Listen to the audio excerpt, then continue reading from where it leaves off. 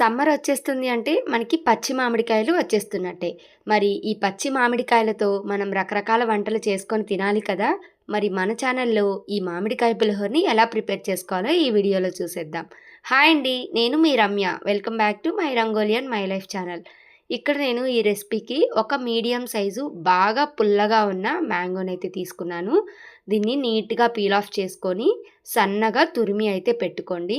ఇక్కడ నాకు ఈ మ్యాంగో తురుము అనేది హాఫ్ కప్ వరకు వచ్చింది.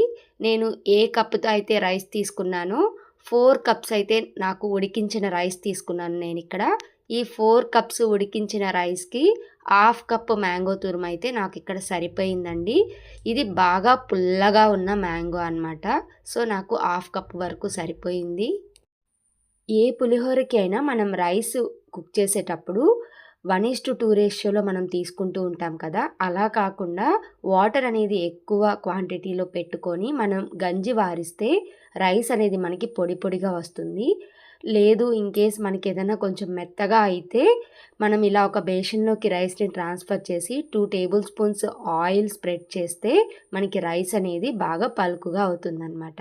సో ఇలా రైస్ కుక్ చేసుకున్న తర్వాత ఒక కడాయి పెట్టుకొని అందులోకి 2 టేబుల్ స్పూన్స్ వరకు నేను ఇక్కడ ఆయిల్ యాడ్ చేశాను.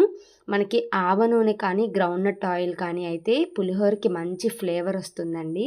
ఆయిల్ హీట్ అయ్యాక ఇందులోకి వేరుశనగ పప్పు యాడ్ చేశాను. అలాగే తిరగమాత గింజలు, 2 ఎండుమిర్చి, ఒక 3, 4 పచ్చిమిర్చి యాడ్ చేసుకోండి. అంటే పచ్చిమిర్చి కారంని బట్టి మనం మిర్చి యాడ్ చేసుకోండి.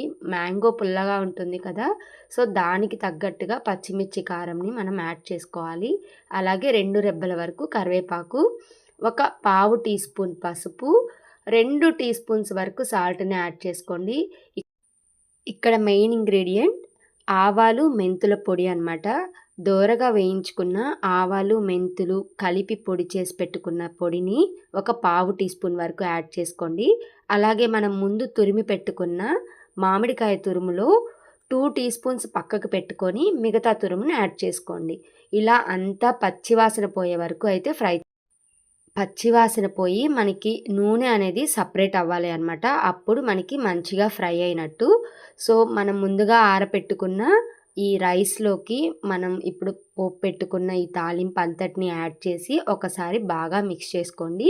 ఇప్పుడే మనం ముందుగా పక్కకు పెట్టుకున్న 2 టీ స్పూన్స్ మామిడికాయ తురుము ఉంది కదా! అది కూడా యాడ్ చేసుకోండి. ఫ్లేవర్ అనేది చాలా బావుంటుంది. చూసారా మనకి ఆ కలుపుతుంటేనే ఆ కమ్మనైన పులిహోర స్మెల్ అనేది చాలా బావుంటుంది. మరి మీ అందరికీ ఈ వీడియో నచ్చితే లైక్ చేసి షేర్ చేయడం మాత్రం మర్చిపోకండి. మన ఛానల్‌ని సబ్స్క్రైబ్ చేసుకోండి.